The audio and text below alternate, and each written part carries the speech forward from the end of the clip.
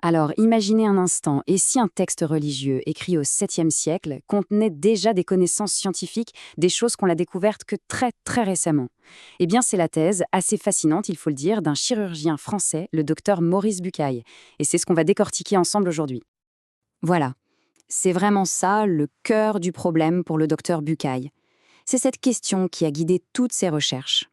D'ailleurs, il faut se remettre dans le contexte, hein.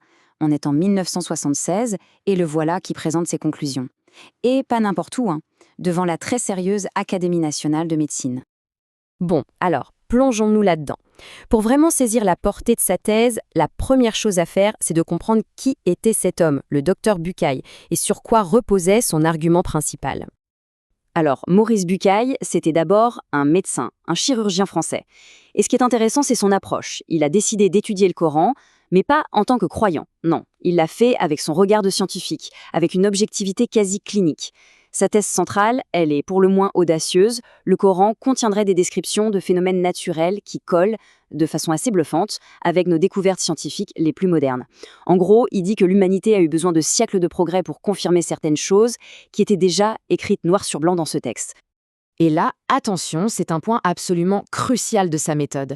Bucaille insiste vraiment là-dessus. Son analyse se base uniquement sur ce qu'il appelle les connaissances scientifiques solidement établies. Il écarte tout ce qui est de l'ordre de la théorie, de l'hypothèse, tout ce qui pourrait être, disons, démenti demain. Non, il ne prend en compte que les faits avérés, les certitudes. Allez, on passe au concret.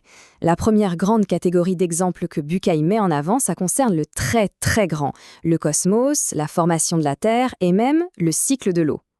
Alors, sur la création de l'univers, par exemple, le Coran mentionne une sorte de masse gazeuse originelle, un dukkhan. Il dit aussi que les cieux et la Terre n'étaient au début qu'une seule entité, un bloc unique, Ratk, qui a ensuite été séparé, Fatk. Forcément, pour Bucaille, un scientifique du XXe siècle, eh bien, cette description d'une séparation à partir d'une nébuleuse primitive, ça fait tilt. Ça lui rappelle étrangement nos théories modernes sur la formation de l'univers. Un autre point qui a vraiment frappé Bucaille, c'est la façon dont le Coran parle du soleil et de la lune. C'est une question de vocabulaire. Là où le récit biblique, selon lui, parle de deux grands luminaires, le Coran, lui, est plus précis. Il décrit le soleil comme une lampe, un cirage, donc quelque chose qui produit de la lumière, et la lune, c'est une lumière, un nour, qui, elle, réfléchit la lumière. Et cette distinction, pour un scientifique, elle n'est pas anodine du tout. Et ça ne s'arrête pas là. On trouve aussi cette phrase « Chacun voyage sur une orbite avec son propre mouvement. Le soleil, la lune, chacun sur sa trajectoire. » Il faut se rappeler qu'au 7e siècle, cette idée d'orbite précise pour les corps célestes, ce n'était pas du tout une évidence. Donc pour Bucaille, c'est encore un point de convergence assez troublant. Parlons maintenant du cycle de l'eau. Selon l'analyse de Bucaille, le Coran le décrit de façon très simple. La pluie tombe, elle s'infiltre dans le sol, puis elle ressort sous forme de source. Ça peut nous paraître évident aujourd'hui, mais il met ça en perspective avec les croyances de l'époque, et même bien plus tard. Jusqu'au XVIe siècle, on trouvait encore des théories assez imaginatives, disons, comme l'idée que l'eau des océans était propulsée sous les continents pour ressurgir.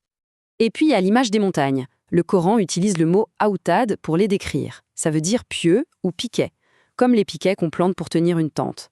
Bucaille, lui, fait immédiatement le lien avec ce que la géologie nous a appris bien plus tard. Les montagnes ne sont pas juste posées sur la Terre. Elles ont d'immenses racines qui s'enfoncent profondément dans la croûte terrestre et qui jouent un rôle de stabilisation. L'image du piquet, du coup, devient pour lui une analogie géologique d'une justesse assez incroyable. Alors là, on change complètement d'échelle.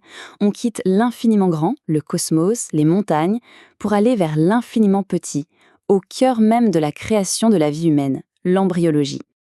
Le texte coranique dit que la vie humaine commence à partir d'une nutfa, ce qui peut se traduire par une toute petite quantité de liquide, une goutte. Mais il précise aussi une essence extraite de ce liquide. Et là encore, pour le docteur Bucaille, ça résonne avec la science moderne. On sait aujourd'hui que sur des millions de spermatozoïdes, un seul va féconder l'ovule. C'est vraiment l'idée d'une essence, d'un extrait, d'un plus grand volume. Et ensuite, il y a la description des étapes du développement de l'embryon qui est assez détaillée. D'abord, on a l'alaq, l'entité qui s'accroche. Puis ça devient une moudga, un morceau qui ressemble à quelque chose de mâché. C'est à l'intérieur de cette moudga que les os se forment. Et enfin, dernière étape, la chair, le lame, vient habiller ce squelette. Pour Bucaille, cette séquence, eh bien, elle est juste parfaitement en accord avec ce que l'embryologie nous a appris. Revenons justement sur ce premier terme, halak.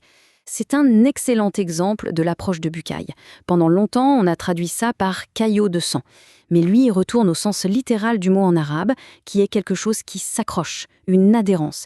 Et scientifiquement, c'est une description infiniment plus juste de ce qui se passe, c'est-à-dire l'ovule fécondé qui vient littéralement s'implanter, s'accrocher à la paroi de l'utérus. Ok, maintenant qu'on a vu ces exemples, on arrive à l'étape finale du raisonnement de Bucaille. C'est là qu'il va construire son argument principal en comparant ce qu'il a trouvé dans le Coran avec les récits correspondants dans la Bible. Pour lui, la comparaison est révélatrice. Il prend des exemples précis. La création, d'un côté, selon son analyse du récit biblique, une terre créée avant le soleil sur une séquence fixe de 6 jours.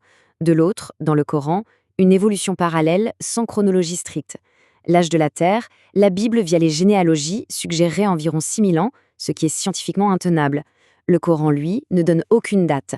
Pareil pour le déluge, universel dans un cas, local dans l'autre. Bref, son argument, c'est de dire, là où un texte contient des impossibilités scientifiques, l'autre n'en contient pas.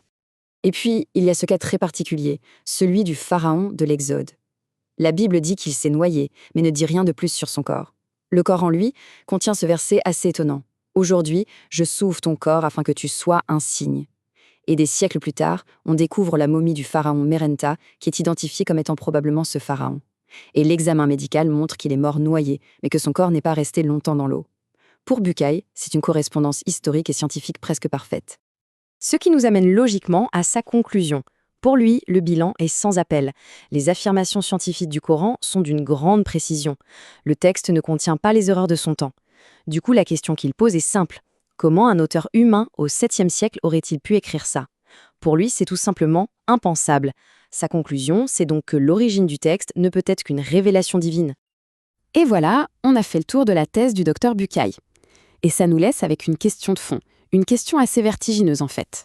Qu'est-ce que ça signifie quand des textes aussi anciens semblent entrer en résonance avec la science la plus moderne? Est-ce que ce sont de simples coïncidences, des interprétations qu'on plaque après coup sur un texte ancien? Ou est-ce que c'est autre chose? La question, évidemment, reste entière.